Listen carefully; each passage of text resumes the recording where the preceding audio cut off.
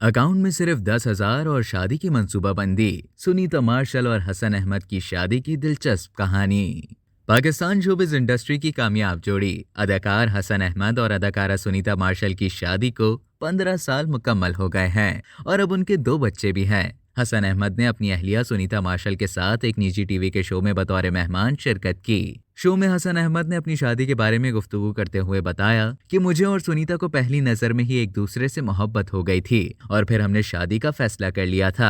अदाकार ने बताया कि लेकिन जब हम शादी की मंसूबाबंदी कर रहे थे तो सब कुछ बहुत जल्दी हो गया, यहाँ तक कि अभी मैं शादी के लिए पूरी तरह तैयार नहीं था। हसन अहमद ने बताया कि मैं एक ऐसा शख्स हूँ जिसे हर चीज को अपने जहन में बिठाने में वक्त लगता है, तो जब मेरी शादी के हवाले से बात शुरू हुई और 2 माह के अंदर शादी ही हो गई तो मैं जहनी तौर पर तैयार नहीं था। उन्होंने बताया कि जनवरी में एक दिन सुनीता के भाई का मुझे फोन आ गया तो वो कहने लगा कि आप अप्रैल में शादी कर लें क्योंकि मुझे बैरून मुल्क जाना है और मेरे सब इंतजामात हो गए हैं। हसन का कहना था कि पहले तो मैं ये सोचने लगा कि सुनीता तो इस वक्त अपने करियर के उरूज पर है और मेरे बैंक अकाउंट में तो सिर्फ 10,000 होते हैं, मैं कैसे शादी कर सकता हूँ। लेकिन अल्लाह का करम हुआ और मैंने सुनीता से शादी की।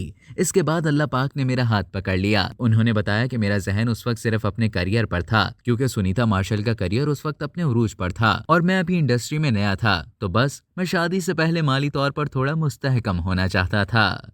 अब तक के लिए इतना ही। मज़ीद इसी तरह की मालूमात हासिल करने के लिए डेली जंग के YouTube चैनल को सब्सक्राइब करें और Facebook के पेज को लाइक करना ना भूलें।